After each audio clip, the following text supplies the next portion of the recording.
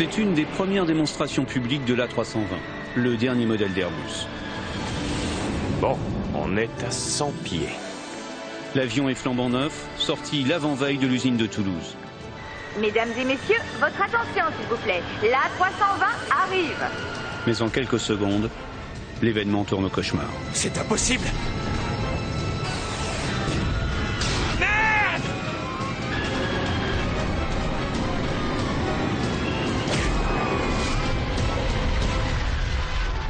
Ça n'aurait pas pu arriver à un pire moment pour Airbus.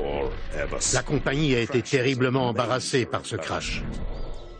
Voici l'histoire du vol Air France Charter 296.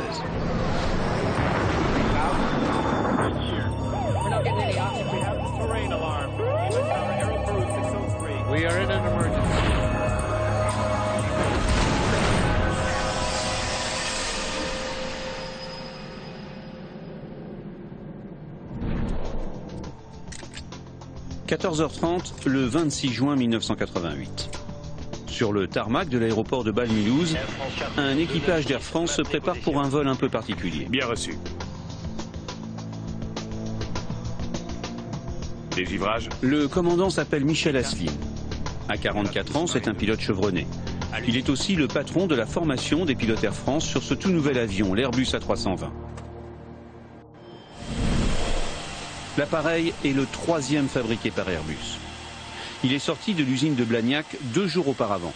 Et le commandant est fier de le présenter au public et à la presse. J'ai été convoqué, entre guillemets, par la presse pour donner une interview à droite à gauche et présenter l'avion à chaque moment. Aussi bien en Allemagne qu'en France, n'importe où. Et ayant donné que j'ai fait le premier vol commercial, donc bien évidemment je répondais aux questions des journalistes avec l'accord et l'aval complet de la compagnie Air France. Air Charter 296 prêt pour le roulage. En place droite, le copilote Pierre Mazière, presque 11 000 heures de vol à son actif. Maintenant position piste 16. Aujourd'hui, il est invité dans le poste de relations de travail des hôtesses Air France. Trop heureuse de participer à ce vol particulier qui doit débuter par un passage à basse altitude au-dessus du meeting aérien d'Apsheim. À bord de l'Airbus, 130 passagers. Ce qui n'est pas banal pour un vol de présentation habituellement effectué avec un appareil vide. Évidemment, ils n'ont pas de bagages et pour certains, c'est carrément leur baptême de l'air. On compte même des enfants non accompagnés, comme la petite Mariama Bari, âgée de 7 ans. En fait, la plupart des passagers sont les heureux gagnants d'un concours organisé par le quotidien régional. Après le survol d'Apsheim, les pilotes ont prévu de prendre un cap au sud pour aller tourner autour du Mont Blanc avant de revenir se poser à Bâle-Mulhouse. Jean-Marie Schreiber est journaliste à l'Alsace et il couvre l'événement. Étant journaliste, je me suis réjoui de faire ce vol et de voir un petit peu comment les gens allaient réagir, comment ça allait se passer à l'intérieur de l'avion. Jean-Claude Boch, lui aussi est journaliste et tourne pour France 3.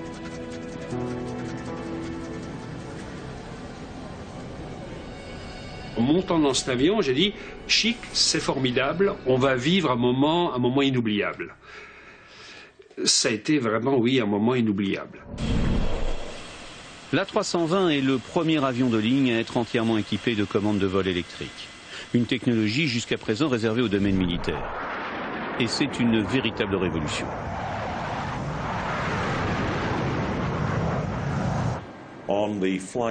Avec la commande de vol électrique, l'équipage pilote l'ordinateur et l'ordinateur pilote l'avion. La commande de vol électrique change tout dans la relation entre le pilote et l'avion. Dorénavant, l'ordinateur contrôle le pilote et peut même lui désobéir s'il estime que la manœuvre engagée place l'avion dans une situation dangereuse. Airbus est le premier constructeur civil à développer cette technologie du futur. Et pour l'avionneur toulousain, l'enjeu est vital. Jusqu'en 1988, Airbus, avec ses 2 modèles d'avions, l'A300 et l'A310, a connu de beaux succès. Mais il est loin de concurrencer Boeing, le géant américain qui domine le monde. L'A320 est l'arme fatale des Européens pour se mettre au niveau de Boeing. L'avion est révolutionnaire et plus moderne que le 737 américain qui domine largement le créneau très porteur des avions de ligne court-moyen courrier. L'enjeu commercial se calcule en milliers d'avions, en dizaines de milliers d'emplois et en centaines de milliards de dollars. Évidemment, Airbus travaille depuis des mois sur le lancement, pour l'instant très réussi, du tout nouvel avion. Mais ce 26 juin 1988, rien n'est encore joué. Certes, le carnet de commandes est déjà rempli, mais l'A320 attend toujours sa certification aux États-Unis, sans laquelle sa carrière commerciale serait condamnée. Bien, on décolle et on vire à droite. On y va tranquillement pour trouver l'aérodrome. Nous voulions faire du bon travail, nous voulions présenter l'avion dans les meilleures conditions, c'est-à-dire de le montrer tel qu'il était défini par Airbus, c'est-à-dire un avion qui peut avoir des performances extraordinaires, hors du commun par rapport aux autres avions. Une fois qu'on aura trouvé le terrain, on mettra les volets 2-3. On fera le survol à 100 pieds avec les trains sortis et je m'occupe du reste. J'amènerai l'avion à la vitesse Alpha Max. Je l'ai déjà fait une vingtaine de fois. D'accord. Alpha Max, en clair, cela signifie que l'avion va se présenter à basse altitude, à la vitesse minimum et avec l'inclinaison maximum. Au ras du sol, le nez en l'air, la manœuvre devrait être spectaculaire. Mesdames et messieurs, bonjour et bienvenue à bord de cet Airbus A320 qui a été mis en service il y a juste 2 jours. Nous allons bientôt décoller pour un voyage qui commencera à l'aéroclub d'Absheim. Puis, nous ferons le tour du Mont Blanc. Je vous souhaite un excellent voyage. Ça, c'est fait. ACF 296Q, vous êtes autorisé à décoller. Piste 1-6. Bien, on y va. Décollage, c'est parti. Paramètres normaux. 100. 100. Il nous demande déjà de prendre de l'altitude. Tu vois ça? Oui, ça arrive. Je connais ce bug. V1. Rotation.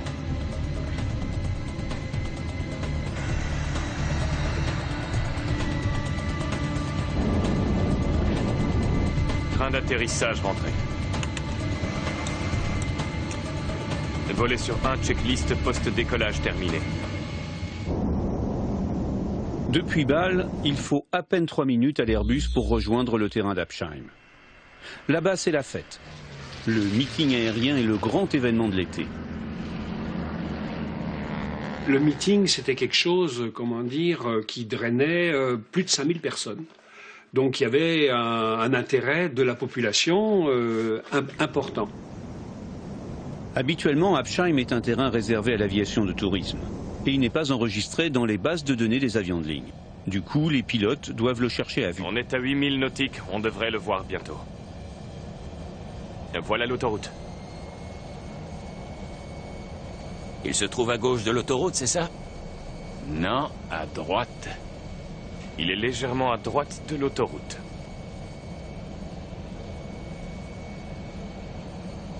Voilà le terrain.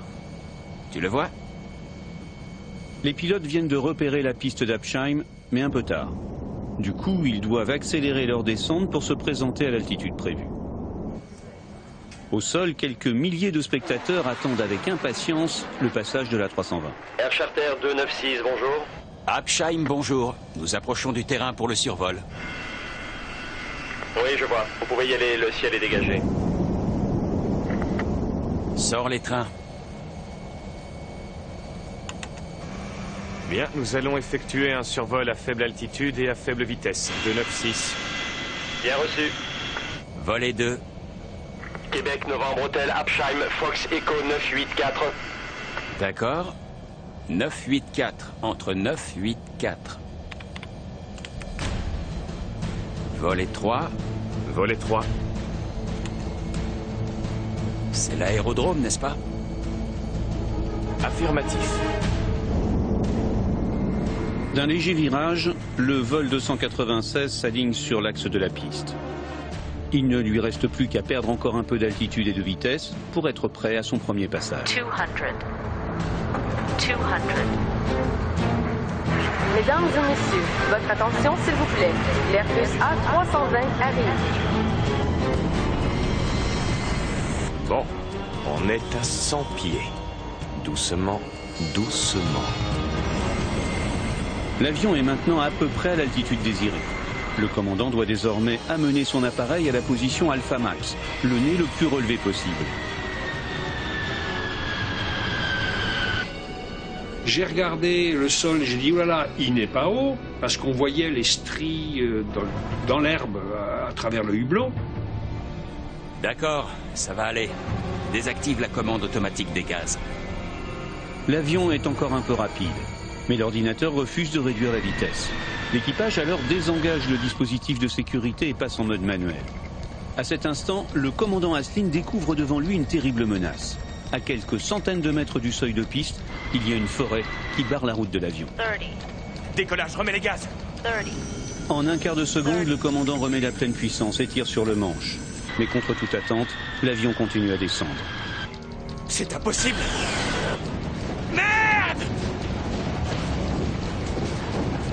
J'ai commencé à voir par le hublot des branches d'arbres.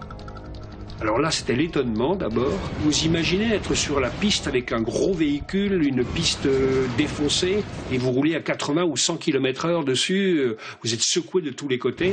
C'était ça. Et moi, je me disais, il faut que l'avion reste entier. Parce que si l'avion reste entier, on va pouvoir s'en sortir. S'il casse, c'est fichu.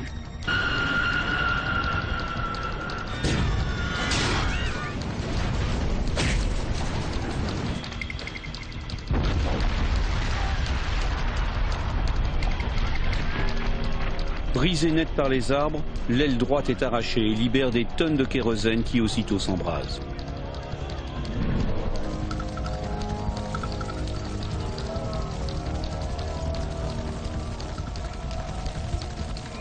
Eh bien, juste après le crash, l'avion s'était mobilisé. Je me suis rendu compte que j'étais attaché sur mon siège, qui était cassé. Je me suis tellement crispé que j'ai cassé le siège.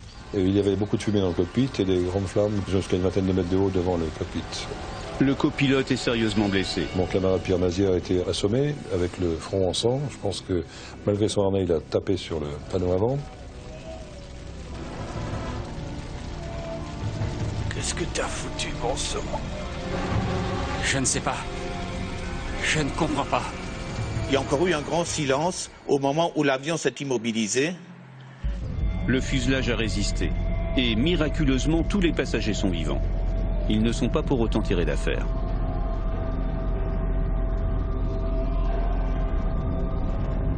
Alors là, je me penche du côté droit et je vois des flammes rouges. Les hublots étaient rouges. Et je me dis, on a tenu, mais on va mourir brûlé.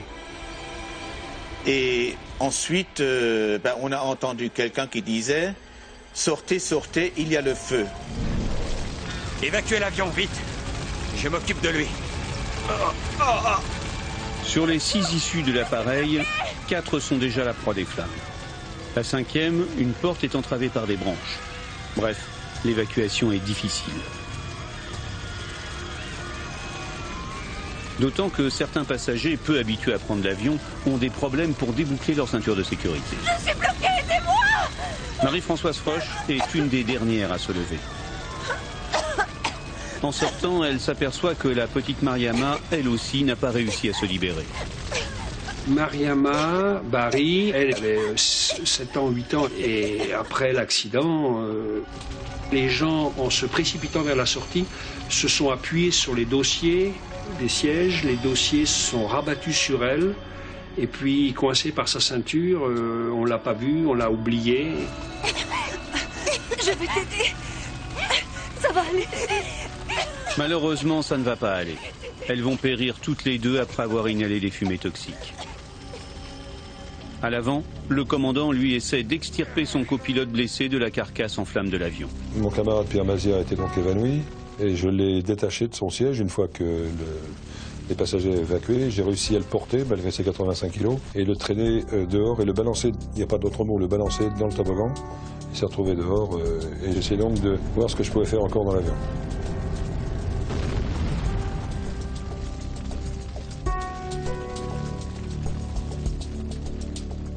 L'équipage pense que la cabine est vide et que tous les passagers ont été évacués. Malheureusement, il en manque 3.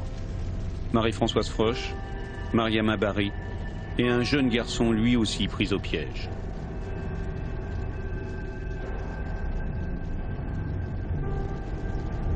En plus de ces 3 vies perdues, l'accident est une véritable catastrophe pour l'image commerciale d'Airbus.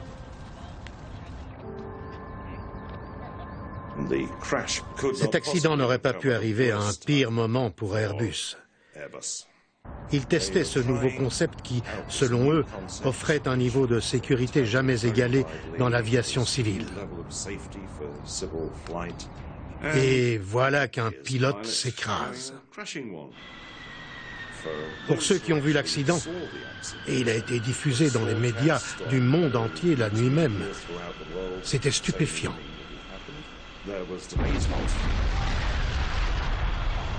Le constructeur a été terriblement embarrassé par ce crash.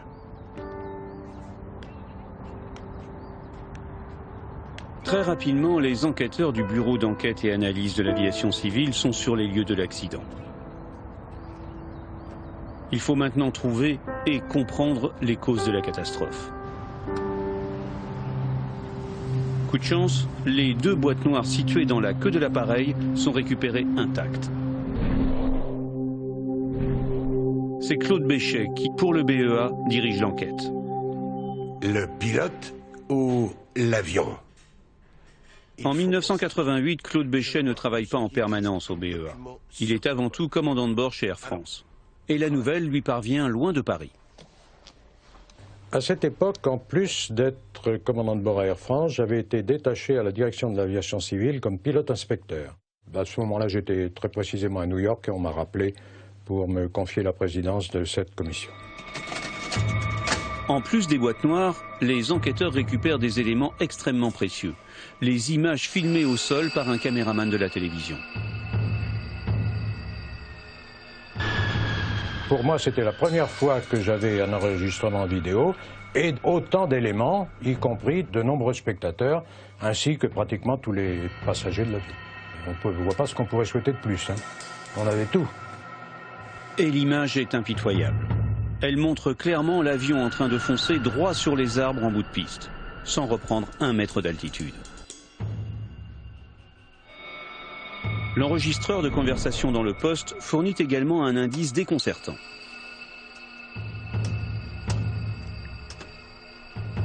Décollage, remets les gaz.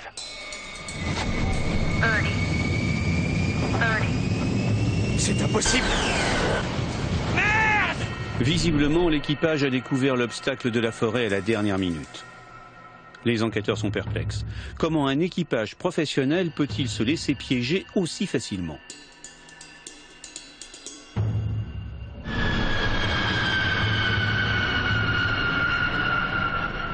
Claude Béchet convoque le commandant Asselineau pour entendre sa version des faits et connaître ses intentions initiales. Mon intention était d'effectuer un survol à faible vitesse. Lui-même qualifié sur A320, Claude Béchet est familier avec les performances de l'appareil. Jusqu'à atteindre la vitesse alpha max. Très bien. Et de prime abord, les relations avec son collègue commandant de bord d'Air France sont plutôt bonnes. Il m'a paru très ouvert et j'ai cru que nous allions pouvoir faire ensemble, la commission et lui, un bon travail. Les enquêteurs s'intéressent alors à la manière dont Air France a préparé l'équipage pour ce vol de démonstration très particulier. Ils découvrent l'existence d'un mémo spécifiant les règles Air France pour tout survol de meeting aérien. Et là, surprise. Ce mémo indique une altitude minimum de 100 pieds, soit 30 mètres, largement en dessous du plancher réglementaire. Bon, l'avion aurait dû être aux alentours de 600 pieds.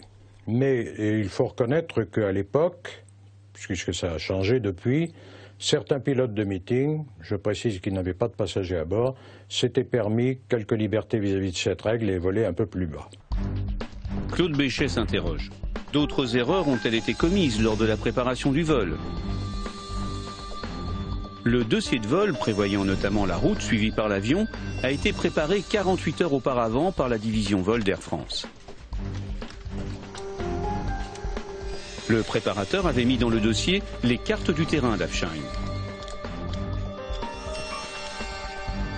Mais les enquêteurs découvrent que ces cartes posent un problème majeur. La forêt située dans l'axe de la piste ne figure nulle part. Les pilotes l'ont donc découvert au dernier moment.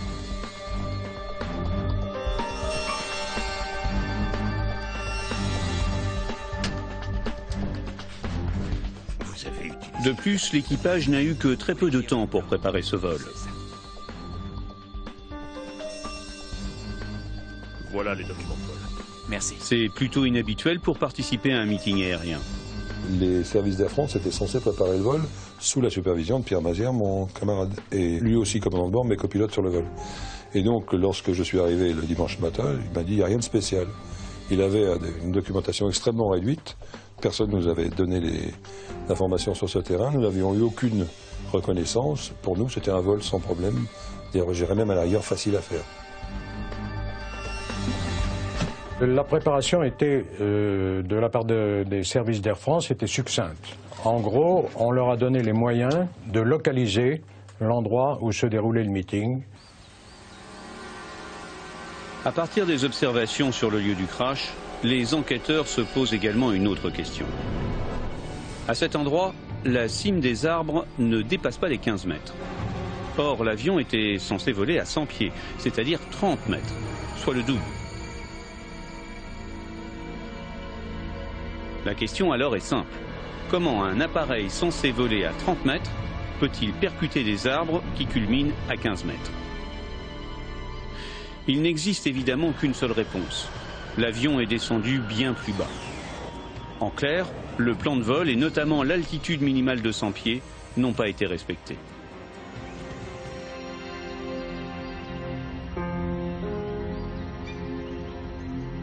Mais pour en avoir confirmation, il faut attendre l'analyse des boîtes noires. Elles enregistrent non seulement les conversations dans le cockpit, mais également plusieurs centaines de paramètres de l'appareil. Grâce aux boîtes noires, les dernières minutes du vol vont être minutieusement disséquées.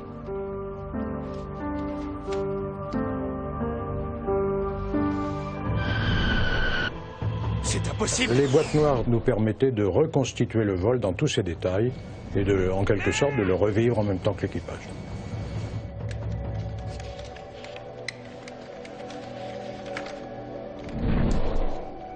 À partir des données des boîtes noires, les enquêteurs font deux constatations. Primo, l'A320 n'a subi aucune défaillance mécanique. Secondo, la trajectoire suivie par l'avion était assez éloignée du plan de vol prévu par le commandant Asselin.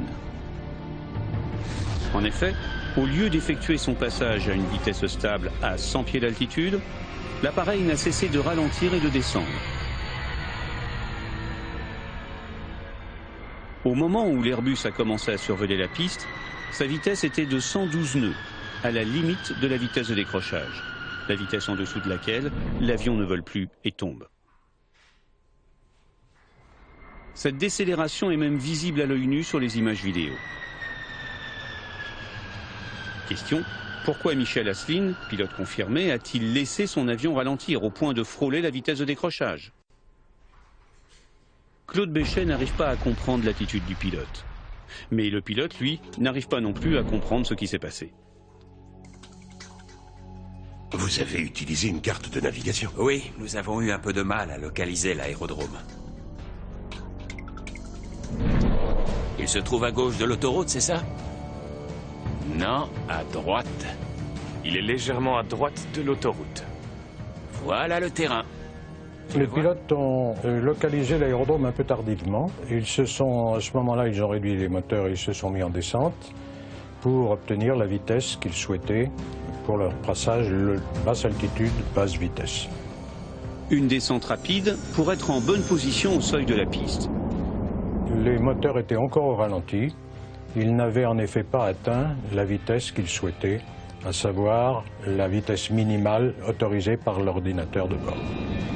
À cet instant surgit un autre problème inattendu. Suivant les indications du dossier de vol fourni par la compagnie, l'avion est en train de se présenter sur la piste 02. Or, le public, lui, l'attend sur la piste 34.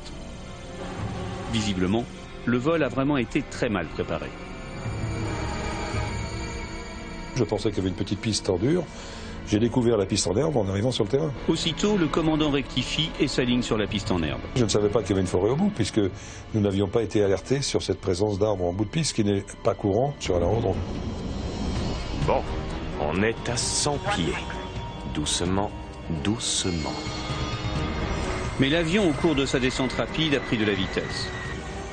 Pour ralentir, le commandant réduit au minimum la poussée des réacteurs. Ce qui, habituellement, n'est pas le cas pour maintenir l'inclinaison maximum, dite alpha max. De plus, l'avion est passé sous le plancher des 100 pieds et a poursuivi sa descente sans que l'équipage, visiblement, ne s'en rende compte.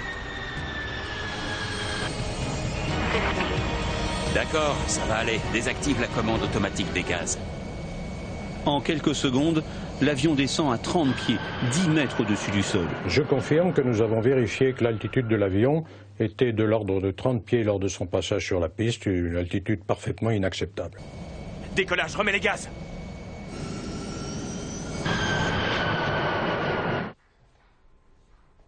Les données sont claires. Vous étiez à 30 pieds et non pas à 100. Je croyais vraiment être à 100 pieds. Claude Béchet ne sait pas encore comment l'A320 s'est retrouvé à une proximité aussi dangereuse du sol. Le commandant Asselineau insiste sur le fait que les instruments de navigation l'ont induit en erreur. Québec, Novembre Hôtel, Absheim, Fox Echo 984. D'accord. Le commandant s'est fié à son altimètre barométrique. Celui-ci utilise la pression de l'air pour mesurer l'altitude de l'avion. Pour donner une indication exacte, il doit être réglé sur la pression atmosphérique locale. Québec, Novembre Hôtel, Absheim, Fox Echo 984. D'accord. 984, entre 9... L'enregistrement des conversations radio prouve que la tour a bien donné la pression locale à l'équipage et que celui-ci l'a bien affiché sur l'altimètre. Pour le commandant, l'instrument lui a fourni une indication erronée. Je vous le dis, l'altimètre indiquait que l'avion était à 100 pieds. Michel Asselineau a déclaré que l'altitude fournie par l'altimètre barométrique était inexacte de précisément 67 pieds. Et selon lui, c'est ce qui l'a conduit à voler à 30 pieds au lieu de 100.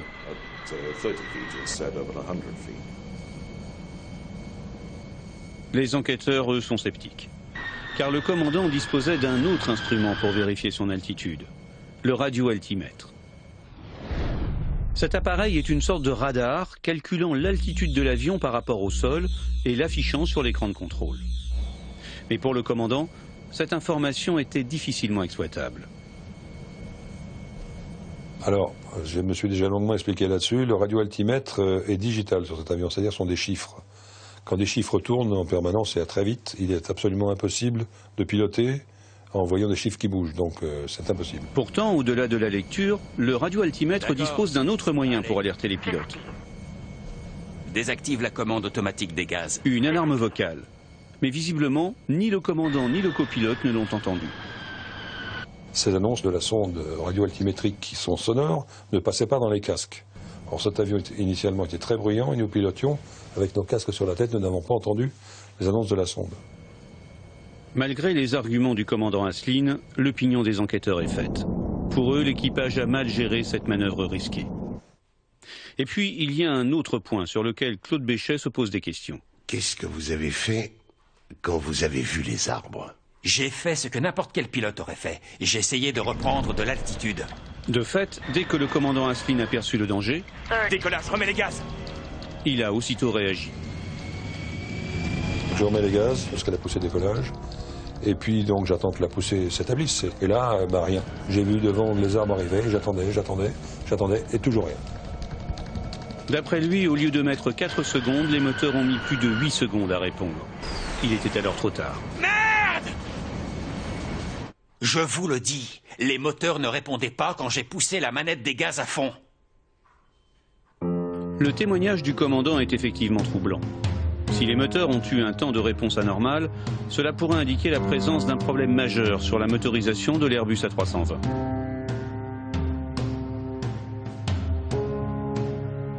Michel Asselineau en est persuadé.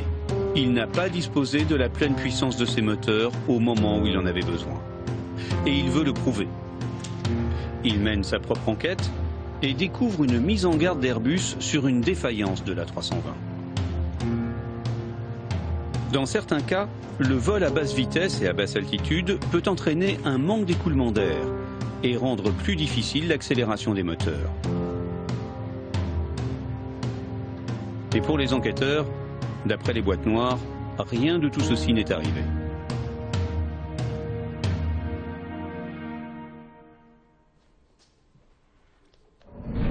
Décollage, remets les gaz. 5 secondes après avoir poussé les gaz à fond, les moteurs de l'A320 ont répondu. Et juste avant les arbres, ils affichaient 84% de poussée, soit presque la puissance maximale. Eh bien, il y a un temps de réponse non négligeable qui, d'après le règlement de certification, est de l'ordre de 8 secondes. Ce qui fait que lorsqu'on remet les gaz, on a effectivement, pendant quelques secondes, l'impression que rien n'est en train de se passer, mais les moteurs mettent un certain temps, on dit volontiers, à rembobiner. Bref, les enquêteurs sont convaincus que les moteurs ne sont pas à l'origine de l'accident. Et pour le prouver, ils s'intéressent à la vidéo du crash, sur laquelle on entend distinctement les 2 réacteurs de l'A320 remonter en puissance.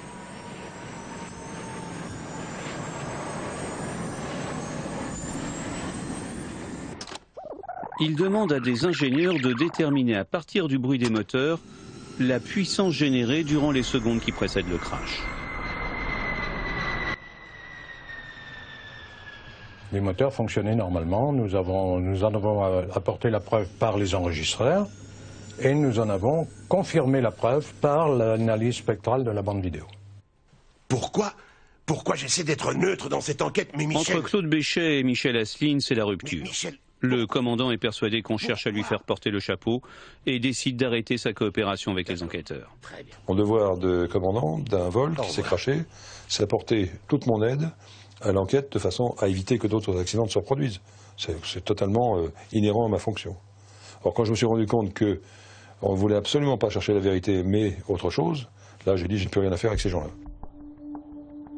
Le conflit éclate au grand jour. Michel Asselyne conteste publiquement l'enquête du BEA et accepte de répondre à la presse, notamment sur une chaîne de télévision anglaise. When I pull the stick to up position, the flight controls, the elevator control go to down position. So on any aircraft, if you ask up, following the order of the pilots, the elevator control goes to up.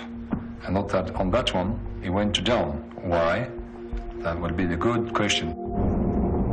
Ces déclarations sèment le doute sur l'Airbus A320. Est-ce que le tout nouveau système de commande électrique donnerait trop de contrôle à l'ordinateur et pas suffisamment au pilote? Bonjour. Comment allez-vous? Car en étudiant les boîtes noires, il apparaît effectivement que l'avion n'a pas réagi à la demande du commandant.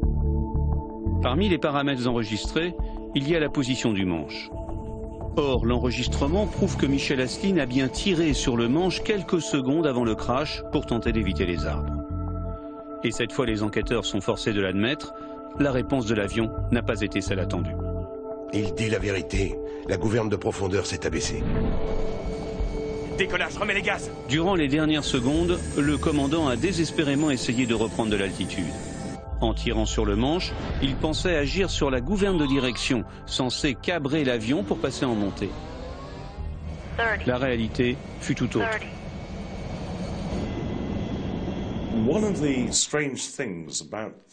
Une chose étrange qui est devenue claire une fois qu'on a analysé les boîtes noires, c'est que juste avant de heurter les arbres, le pilote tirait le manche aussi fort qu'il le pouvait. Mais la gouverne s'est mise en position pour faire descendre le nez de l'avion. Le commandant, lui, est persuadé que cette mise en descente a provoqué une réponse automatique de l'ordinateur de bord. C'est ainsi que l'équipage serait descendu involontairement aussi bas à 30 pieds, soit à 10 mètres au-dessus du sol. À leur tour, les enquêteurs se posent une question. Avec le train et les volets sortis à très basse altitude, l'ordinateur aurait-il pu croire que l'avion était en train d'atterrir? Au moment où l'avion alignait sa trajectoire avec la piste, il a survolé un petit groupe d'arbres, ce qui a momentanément amené l'altitude du radar à moins de 30 pieds. C'est suffisant pour que l'ordinateur enclenche le mode atterrissage. En clair, alors que le commandant essayait de faire monter l'avion, il est possible que l'ordinateur, lui, ait engagé une descente pour le faire atterrir, outrepassant les ordres du pilote dans un moment critique. Pour confirmer l'hypothèse, les enquêteurs se replongent une fois de plus dans les enregistrements des boîtes noires.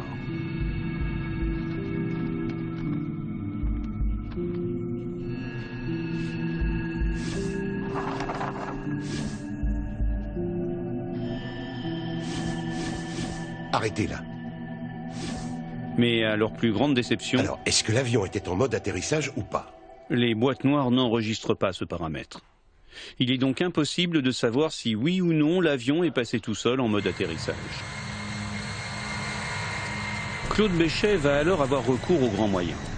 Avec Airbus Industries, il décide carrément de reconstituer avec un avion similaire les conditions exactes du vol d'Absheim.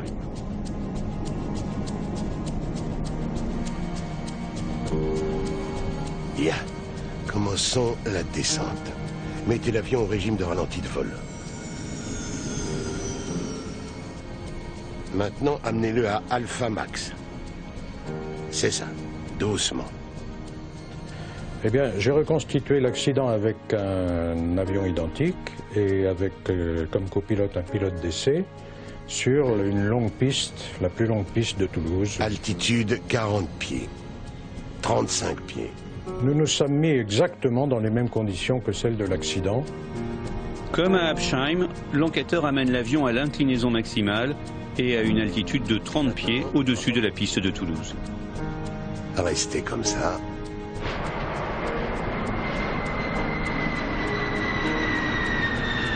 La question maintenant est de savoir si l'ordinateur va ou non croire à un atterrissage. Bien, maintenant mettez les gaz à fond.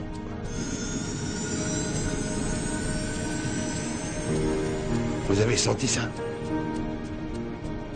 Et comme à Absheim, alors que le pilote tire sur le manche pour remonter, l'ordinateur ordonne au nez de l'avion de s'abaisser, sans toutefois passer en mode atterrissage. En fait, le survol à très basse vitesse a activé l'un des principaux dispositifs de sécurité de l'A320, le système anti-décrochage. Un avion volant très cabré à faible vitesse peut facilement décrocher, faute d'un écoulement suffisant de l'air sur ses ailes. Lorsque ce risque devient trop important, l'ordinateur est programmé pour remettre l'avion à plat et éviter le décrochage.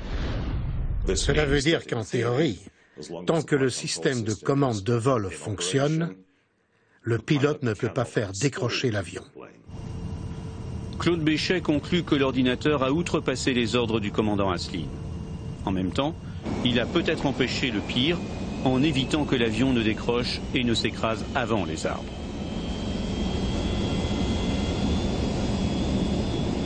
L'avion n'a pas décroché, il s'est simplement en quelque sorte posé sur les arbres sans décrocher. Officiellement, l'enquête touche à son terme et c'est maintenant l'heure des conclusions.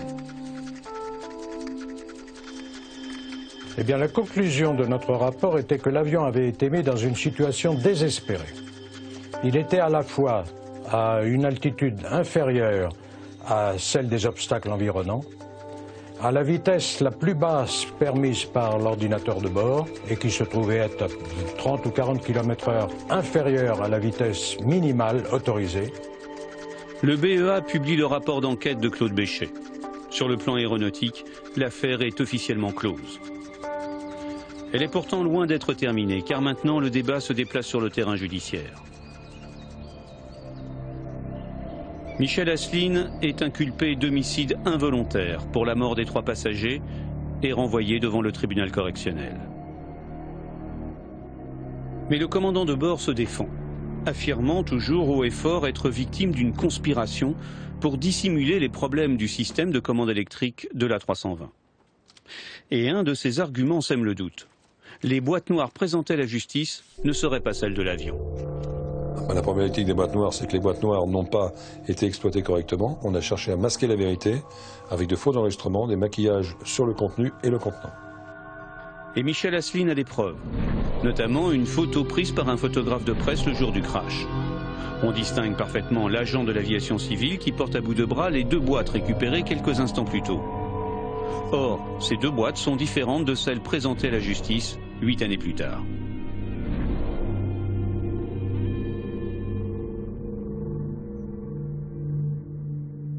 j'ai l'occasion de voir les boîtes noires, celles qui sont aux mains de la justice.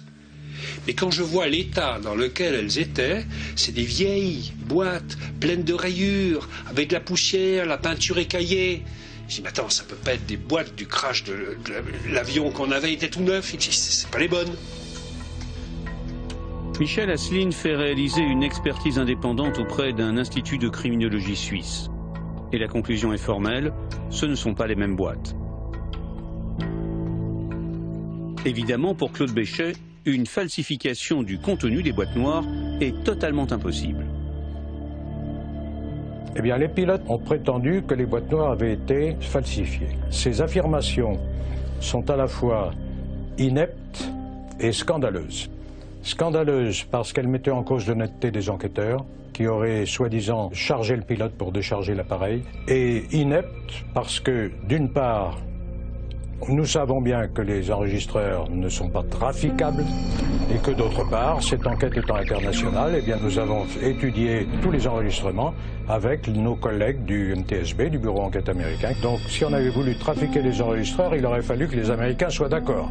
Vous voyez un peu le problème. Pourtant le doute subsiste, y compris chez certains experts comme l'anglais Ray Davies.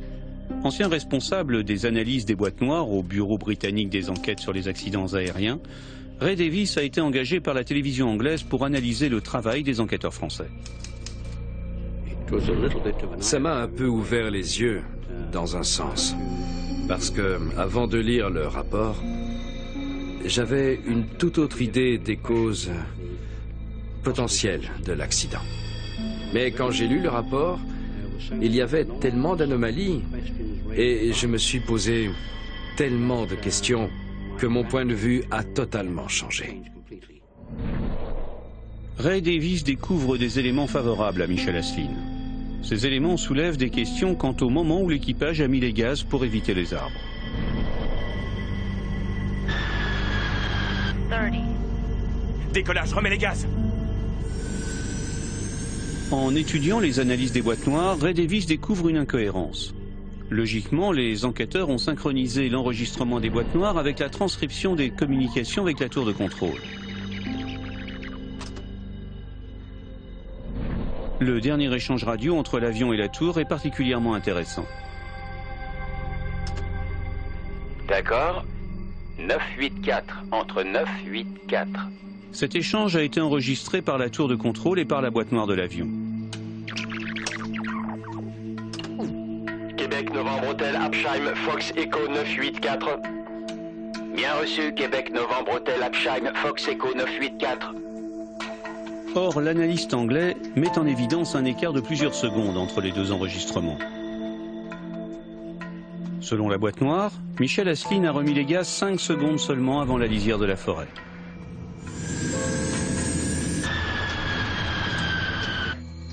Mais selon Ray Davies, la remise de gaz aurait eu lieu 9 secondes avant les arbres, soit un écart de 4 secondes. Cet écart pourrait être la différence entre le délai normal de réponse des moteurs et l'indice d'une défaillance grave.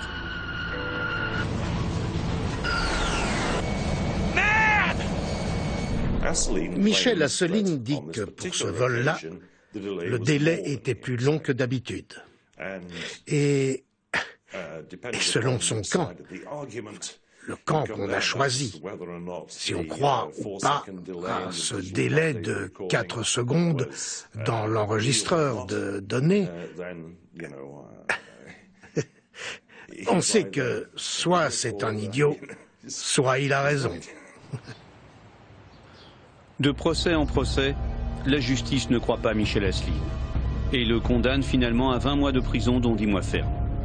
Sa carrière est brisée. Mais plus de 20 ans après le crash, pour certains, les questions subsistent sur l'authenticité des boîtes noires et sur les 4 secondes manquantes. Même si pour Claude Béchet, l'enquêteur du BEA, il n'y a aucun doute. En effet, les allégations des pilotes ont trouvé un certain écho au sein du public qui se disait que l'enjeu était tel, il s'agissait en fait de l'avenir de l'industrie aéronautique européenne tout entière, l'enjeu était tel que peut-être on avait pu trouver le moyen de modifier, de trafiquer les enregistrements, ce dont nous savons très bien que c'est rigoureusement impossible. La catastrophe d'Absheim a eu des conséquences réglementaires, notamment sur les vols de démonstration lors de meetings aériens. Dorénavant, les passagers sont interdits à bord des avions et les équipages doivent obligatoirement avoir une bonne connaissance du terrain, de ses contraintes et des altitudes minimales à respecter.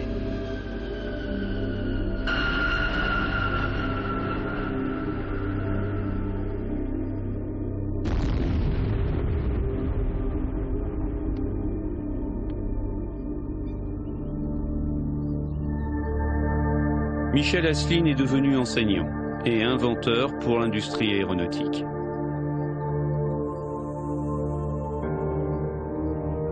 Il continue à faire appel de sa condamnation et consacre toujours une grande partie de son énergie à faire reconnaître son innocence. Quant à Airbus, la tragédie d'Absheim finalement n'a eu que peu d'impact sur le succès commercial de l'A320. L'avion s'est vendu dans le monde entier à plus de 750 exemplaires durant les seules 10 premières années. Et la toute nouvelle technologie des commandes électriques a depuis été adoptée par tous les constructeurs d'avions de ligne.